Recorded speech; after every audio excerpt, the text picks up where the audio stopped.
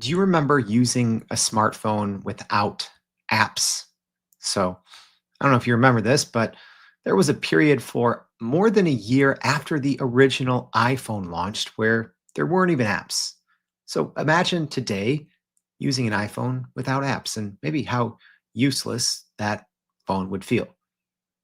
Maybe in 1 year or 2 years or five, we might feel the same way about ChatGPT and say, hey, do you remember when ChatGPT didn't have apps and how little work we were actually able to accomplish? Well, we'll see if that's the case or if this is just another kind of failed experiment from OpenAI. Plugins didn't quite take off, GPTs weren't the next big thing. So, what about now that OpenAI has recently unveiled their apps? Is this the true App Store moment? Or is this just some smoke and mirrors and the latest marketing toy from OpenAI? Well, we're going to be digging into that on today's Hot Take Tuesday edition of Everyday AI. What's going on, y'all? Welcome to Everyday AI. My name is Jordan Wilson. I'm the host, and this is your daily live stream podcast and free daily newsletter helping everyday business leaders like you and me make sense of all these whirlwind of AI updates and how we can leverage all this information to grow our companies and our careers. So if you're constantly looking at ChatGPT and saying like, what can I do? Well, it's episodes like this that are going to help you do that. So it starts here with the live stream podcast. But if you really want to take it to the next level, you got to go to our website at youreverydayai.com. That's youreverydayai.com. There, each and every day, well, first go sign up for the free daily newsletter. But each and every day, we recap the highlights of the newsletter as well as bring you the no nonsense take on all of the latest AI news. But let's get straight into today's episode. OpenAI at their dev day about a week ago unveiled a lot of things. And actually, I think it was apps that maybe got the least love or the least attention. They unveiled drag and drop agents. They unveiled and released new updates in their API. So millions of developers could start adding new functionality, but then they released apps. And eventually, the apps SDK that will allow millions of developers to bring native experiences inside of ChatGPT. So if you want to know a little bit more, we're actually going to be going hands-on. So if you are new here, Mondays we do AI news that matters. Tuesday, hot take. I'm going to give you my hot take on this here in a couple of minutes. And then Wednesdays, we do more of a at work on Wednesdays, putting AI to work. So tomorrow we're going to be doing some hands-on demos, but today we're going to be talking about how ChatGPT apps work and kind of what they are. We're going to cover the marketing behind it, but also cut through the hype. I'm going to dish my final hot take on if this is an actual big future move or if it's just another feature bound to die eventually. RIP ChatGPT plugins. And last but not least, I'm going to give you my hot take and explanation on why I ultimately think ChatGPT apps will be a short-term flop, but an absolute long-term home run if OpenAI does this one thing that they've failed to do. All right. And if you did miss all of the OpenAI Dev Day announcements, make sure you go listen to episode 626. We covered that all in depth. But ChatGPT apps are here. If you have a free plan, a paid plan, they're there. You may not have even noticed, but don't worry. I'm going to show you everything, how to enable them, how they work, and really the fundamental shift that this could represent. Emphasis on could. Depends on how these are ultimately rolled out, how they're adopted, and also the information and education that ChatGPT continues to pour into this. So here's the bullet points. If you missed it, if you've took a nice vacation on a yacht in Greece and maybe missed the last week or so, here's what you need to know. So OpenAI launched ChatGPT apps with integrated services out of the gate like Spotify, Zillow, Canva, Figma, and others. Their strategy essentially is to transform ChatGPT into a universal operating system for completing digital tasks. So again, in the same way, like you can run a lot of your day-to-day business operations on your phone, unless you have fat fingers like me and can't type, right? But that's kind of the hope and the long-term goal with OpenAI is one of their initiatives, bringing full working essentially web experiences inside of ChatGPT without ever having to leave. It's built on an open protocol, the Model Context Protocol from Anthropic for interactive user interfaces and enterprise security. Developers, huge opportunity out there. 800 million weekly active users. That's reported by OpenAI. Also, Goldman Sachs separately projected that this is a $15 to $25 billion market. Also, there's a lot of two sides of this when it first came out, right? A lot of media coverage and people on social media talking about how this is now AI's app store moment, let alone OpenAI's kind of app store moment. And others are, well, no, this is just a startup killer, or this is another piece of marketing from OpenAI that may ultimately flop or may not take off, just like plugins and GPTs. So, how can you get your hands on it? Who can use it? So, right now, whether you're on a free plan, paid plan, doesn't matter. But any individual plan will have access to apps. So it's going to be a little different how you access them depending on what type of plan you're on. But you should have a little plus icon and then an option once you do click that plus icon to go to add sources. Okay. And then from there, you'll go click connect more, and then you'll scroll to the bottom in your settings, and you should see something that says browse apps, or you can just go directly into your settings in your ChatGPT account. Again, for personal accounts only right now. Look on the left-hand side, apps and connectors, and then browse down to apps. All right. So you do need to one time individually install and at times authorize these if you are connected to one of the 7 apps that launched on launch day that requires you to have an account. Also, in the future, there's going to be paid apps, free apps, service fees, right? Just like in the full, Apple iOS app store. But right now, all the apps from launch are free, but you do have to have an account, like as an example, Canva. And if you are in the European Union, Switzerland, UK, etc., support is not out yet. Also, if you're on a business plan, enterprise plan, education, the rollout has not fully happened yet. That will be for later this year, alongside once OpenAI does unveil the developer submission process. So yeah, right now, there's no, mom is the word on monetization. We still don't even fully have the process for developers to submit an app for approval, but we should be getting word on that soon. So let's talk about a couple examples and how these work now. So one of the biggest differences and one of the newest pieces of utility that come along with apps, and I'm going to go over later kind of the difference between apps and connectors and GPTs, but I want to focus a little bit on apps. So the biggest thing is it essentially brings in a graphical user interface or GUI of these 7 websites. And you might say, okay, well, why? Why wouldn't I just go to Spotify? Or why wouldn't I just go to Canva? We're going to talk about some of the stats and some of the results. But I think internally, OpenAI saw a 70% increase in productivity doing things within ChatGPT versus, doing things separately on these other apps. And when you think about it, it actually makes a ton of sense. And a lot of this goes to context, right? There's been all this buzz recently about the terminology context engineering, right? Which, not trying to brag, I've technically been teaching context engineering before anyone was talking about it, but that's another story for another day, right? But essentially what this means is this allows all of the apps within ChatGPT to understand and work with your context within the chat window that you're using, right? So you don't have to re-describe anything. So let's say Canva, because it's a great example and probably one of the use cases that I'll tackle on tomorrow's AI at Work Wednesday show. But let's just say that you're using ChatGPT to pre-apps. You're using ChatGPT to build a Canva outline, right? Ultimately, what you still have to do is you have to go copy and paste all that into Canva. You have to find a template that works, right?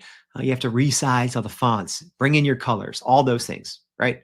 Now, well, you can just, if you're doing a deep research, if you're, bringing in information from connectors, bringing in your own data, working in your context of a chat, you can just then call on the Canva app and just be like, hey, buddy, turn this into a 10-page deck for me. And within a minute or two, it's there. You don't have to copy and paste. You don't have to switch between apps. So that's ultimately what ChatGPT or OpenAI is trying to do. They're actually trying to make this an AI operating system and bring all of your day-to-day business processes inside of these apps.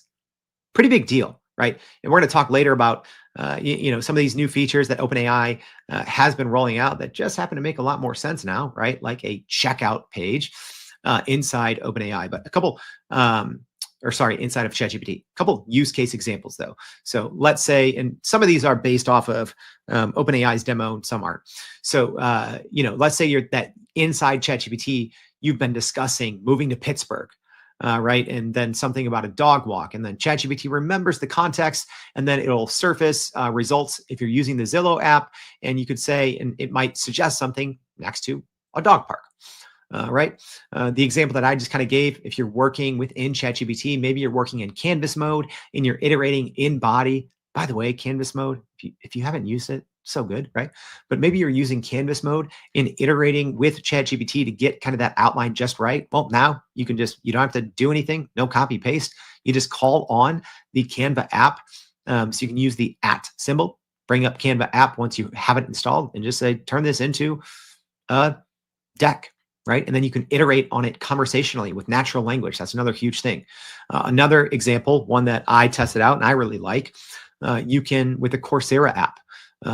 Also, by the way, I know a lot of people are asking, like, hey, Jordan, like your Coursera course, it's so old, don't take it. It's like 3 years old. But if you're watching a Coursera course that's not 3 years old and outdated, it's great because you can actually pause and just say, explain this concept to me. And it just knows. It knows what you're watching. It understands the context of the video.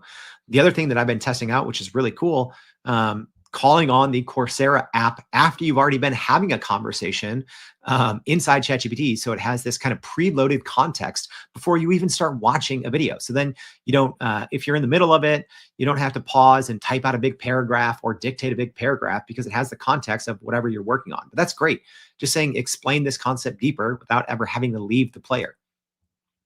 So why? What's the point? Well, this is OpenAI's technically third attempt at creating essentially an ecosystem that allows you to connect to third parties. The first one, ChatGPT plugins, they came and they went. By the way, I loved plugins. We taught something called plugin packs.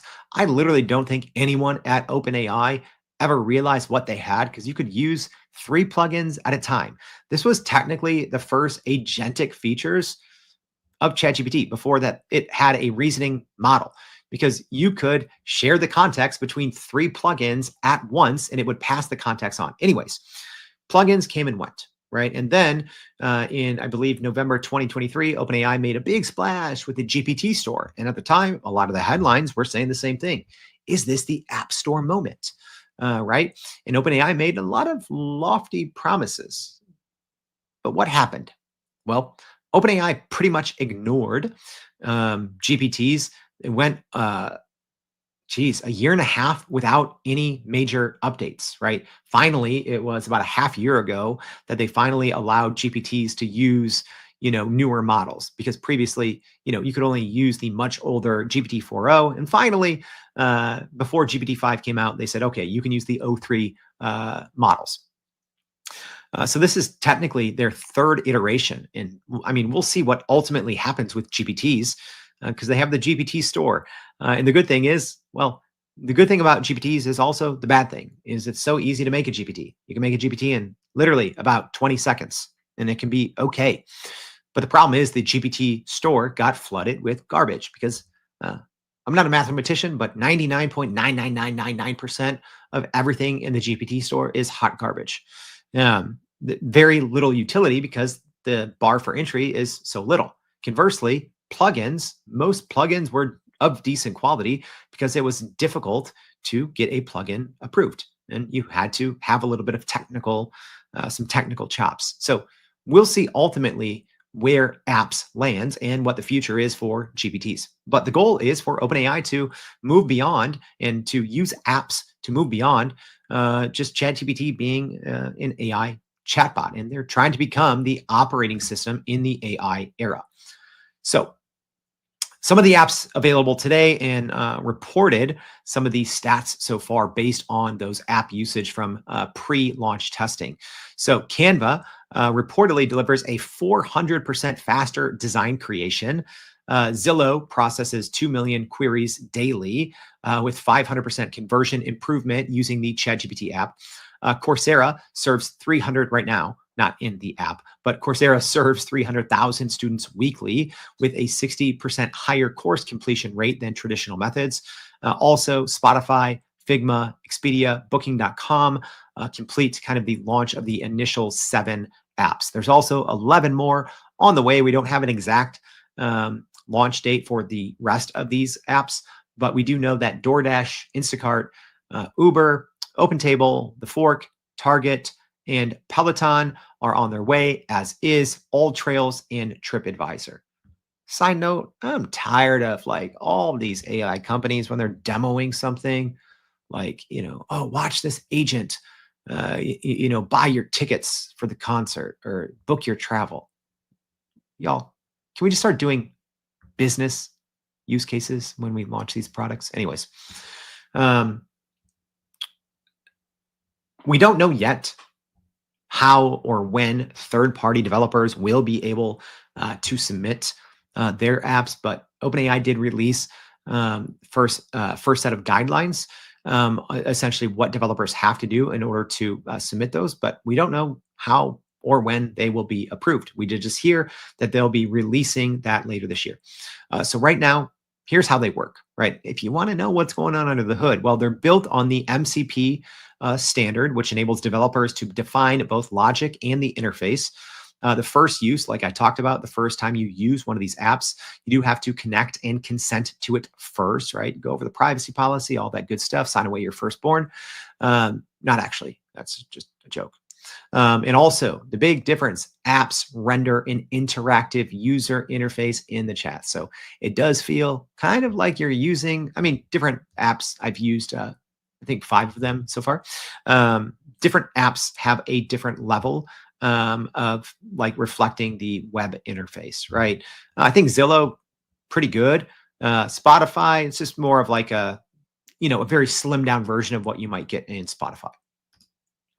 So if you're like me, you're probably thinking, wait, didn't OpenAI just release these connectors a couple of months ago? And what about GPTs? What's the difference? Because even Canva is a great example. Canva has a connector, Canva has a GPT, and Canva has an app. Well, by this time, Canva's GPT is pretty much useless now, although previously it was kind of valuable. So Canva's GPT previously, you could give it some information and it would kind of create a design for you, but not in the interface. You had to click to see it and it would open up a new window. It sometimes worked, but mainly didn't, right? So Canva's GPT specifically, great in theory, but that's not really what GPTs are for. So let me just kind of go over some of the differences. Well, actually, no, let me finish this Canva piece. So Canva's app, great. I think it's one of the best, shiniest use cases of the 7 that they announced that are available. And then Canva's connector, conversely, something I use all the time.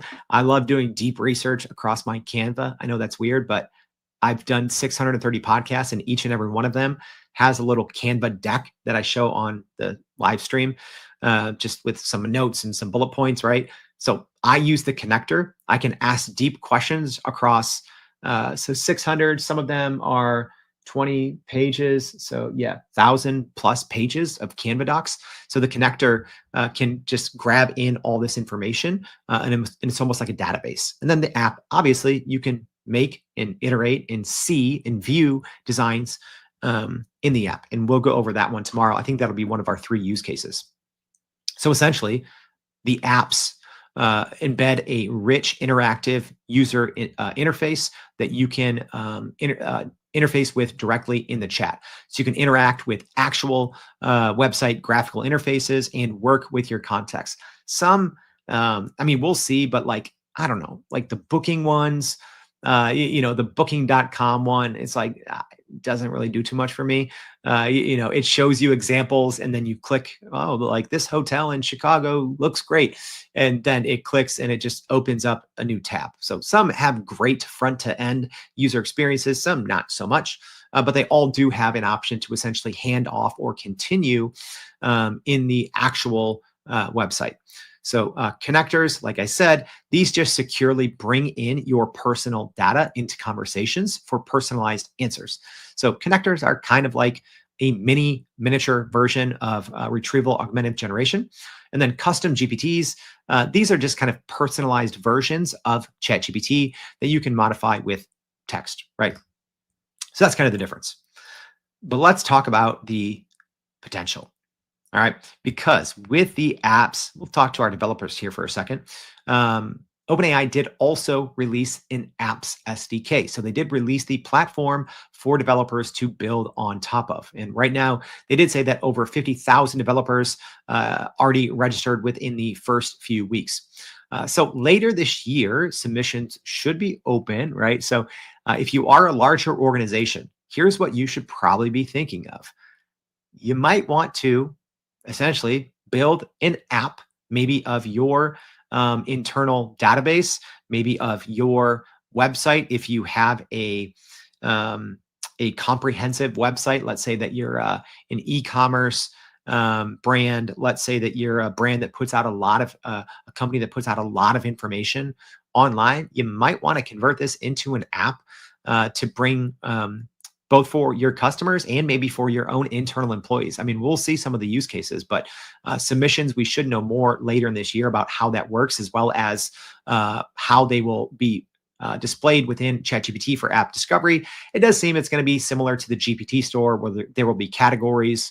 I mean, we'll see if organizations, once this does roll out to the business tier, previously called teams, the enterprise tier, all that, if there will be apps specifically for just enterprises. So I would think they will, since they have that for GPTs, and I can see a lot of big use cases for that, especially for organizations that have technical departments. But there's especially for companies that use some sort of proprietary piece of software that's specific for their niche or vertical. I mean, to be able to work with that context inside ChatGPT with natural language is huge. This could be the future, right? This could be the future, right? Think of a CRM, right? And some CRMs are super clunky. I remember the early days, like using Pipedrive, like very early. I would have to like read all these long help docs just to figure out like how to make, an update to an opportunity or something. But imagine sometimes, even when you're working with today's apps, all the duct tapes, all the duct tape that you have to put together to make something work the way you want it, customizations. A lot of companies pay extra or have developers build on top of their current software. Well, imagine if it just worked with your natural language inside ChatGPT, those pieces of software that you use. I do assume probably any huge enterprise piece of software, your email marketing tools, your CRMs, they're going to have to go inside ChatGPT apps. I don't think they're going to have a choice, because what's going to happen, I think some of the more AI native organizations are going to do that, right? So let me take as an example. If you sign up for our email newsletter, we use Beehive, right? Great. Previously, we used MailChimp. I would assume a company like Beehive would probably be early to adopt something like this. And they're growing and they're making everyone else in the industry sweat. I would assume even the legacy players are eventually going to have to bring their apps in. It's the same thing with the iOS app store. There's no big enterprise piece of software out there that doesn't have an iOS app, right? You can't not. So I do think eventually, if OpenAI does this the right way, and I'll give my 2 cents hot take on this at the end, everything's going to have to move in there. And I do think ultimately we're going to see Anthropic, Google, and Microsoft follow suit. So here's been some of the good vibes so far. Right, VentureBeat, just kind of going over some of the media coverage. VentureBeat called this the new app store with a vibrant interactive platform. Forbes said that this actually makes ChatGPT the next big browser as a primary interface to the internet. TechCrunch praised the integrations, feeling native to the medium with 800 million users, obviously, inside ChatGPT. Some of the downside. So artificial ignorance argued that Agent Kit, so something else that they launched on Dev Day, is probably a startup killer. And that one's interesting because OpenAI releasing a lot of things that are viewed as startup killers, even though a lot of their developers and some of their big account holders are developers. Anyways, Bloomberg describes some of the early apps as underwhelming and sometimes frustrating. And I agree with that. Some problems with responsiveness and functionality issues. Yeah, it's buggy. Some of the apps work well, some not so much. And then Wired, in their article, did remind readers that OpenAI previously attempted this with GPTs, and that did not achieve widespread success 2 years ago. So here's my final hot take. You're not going to hear hardly anything about apps until you do. This is one of those instances with OpenAI. Maybe it's because they wanted to unveil this during Dev Day, right? I think just releasing what they released in the API, they released GPT-5 Pro Access, Sora 2, a new real-time model. And then they released Agent Kit, drag and drop agents, right? So I don't know why it seems rushed.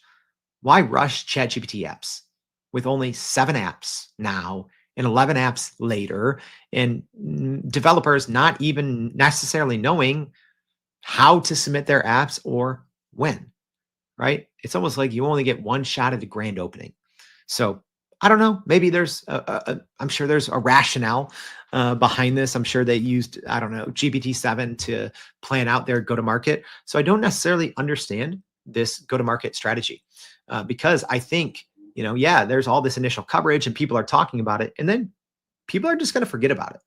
Because I don't know, unless you're a designer or, enjoy taking a couple extra steps when, trying to book something, book a hotel on booking.com or whatever, most people aren't going to use this. So I do think in the short term, it's going to be a massive flop, right? Because no one's going to care. That's the reality. Long run, I think is going to be a massive hit if one thing happens. And here's why. Like I was describing, if this catches on, you can't not release a ChatGPT app, right? MailChimp, gonna have to, right? Big CRMs, they're gonna have to. Essentially, if you want to compete in the new business landscape, which is AI operating systems, and I've been super bullish on this before anyone was saying the words, I've been saying it. People are going to have to bring their services to where the demand is. And OpenAI owns demand. According to OpenAI, 800 million weekly users. So that obliterates any company's traditional app distribution. No one else, I won't say no one else out there unless you're Google or so, right? Or maybe Salesforce, but no one has 800 million users, okay? This is, I think, potentially the distribution platform of the future if they get this one thing right. OpenAI with the App Store, they need to be minting millionaires as soon as possible. And here's why. They fumbled the GPT store. GPTs are insanely useful, and they still are to this day, right? To almost 2 years later. OpenAI largely ignored GPTs, all right? And kind of continues to ignore GPTs. And I think the power is immense. And I really hope they don't get rid of them because GPTs, like I said, for small teams that can't go out and build on the apps SDK, GPTs I think have become essential almost for a lot of companies' day-to-day business operations, right? So I hope OpenAI continues to support and maybe promote and improve GPTs. But one thing they did not do that they kind of promised, they talked about monetization of GPTs, right? They're like, hey, developers, go build your GPTs and put them on the GPT store, for our most used GPTs, we're going to share the wealth, right? Do you know how many stories I heard of people getting money from that? Zero. Zero. Okay. If you look at the iOS App Store in 2024, 5,000 apps earned more than $1 million. 5,000. Okay. I'm not saying OpenAI needs to make 5,000 millionaires in 2026, but they need to be handing out money to developers. All right. Because if you want to incentivize everyone to get on board, you need to put your money where your mouth is. And OpenAI, in my opinion, maybe, I don't know, maybe they paid a couple developers for the GPTs that they put out on the GPT store. But I remember seeing stories, and we shared about it in our newsletter, of some of the most prominent developers that had, GPTs that were, top on the GPT store were like, "Yeah, I haven't seen a penny." So OpenAI, you have to pay people and you have to make them insanely rich. Talk about a great PR strategy because let's be honest, you fumbled this rollout. OpenAI should have waited and had at least a concrete timeline. They should have said, hey, October 6th, right? This is Dev Day. We're announcing it. November 1st, you're going to be able to submit your apps. The, App Store is going to launch November, 19th, my birthday, right? So you have a plan, right? Here's how monetization is going to work. We're going to make money on, fees and paid apps and these things. And, developers are going to get, 30% of, right? You don't get a second chance to roll this thing out. So you already messed up once. So OpenAI, if you want this to work, don't mess this up again. You need to make so many people insanely rich very quick, instant overnight millionaires, because what that does is it creates this cyclical PR buzz, right? Because now all of a sudden you're going to start seeing these things on the news. You're going to start seeing, right, these stories pick up everywhere. And then that brings even more and more users. So you're welcome, OpenAI. Do that and this won't fail because let's face it. Plugins obviously failed. GPTs, for what they currently can do, I think have largely failed because they haven't given them the attention and promotion they deserve. So OpenAI, third time can be the charm with the App Store. This can be your App Store moment if you do it right. So far, you haven't done it, but it's not too late. There's my hot take, y'all. I hope this one was helpful. So if you want, make sure you tune in tomorrow. We're going to be doing a more practical, hands-on walkthrough. So on Wednesdays, we do AI at work on Wednesdays, and we're going to be showing you, I think, 3 of the most practical use cases so far. I'm going to be walking through those with you live. So it is a visual episode. So if you normally listen on Spotify, Apple Podcasts, thanks for the support. Appreciate that. But in the show notes, we always leave a link back to our website where you can go watch the video version. So make sure you tune in tomorrow for that one. Go to youreverydayai.com, sign up for the free daily newsletter. Thank you for tuning in today. Hope to see you back tomorrow for that one and every day for more Everyday AI. Thanks, y'all.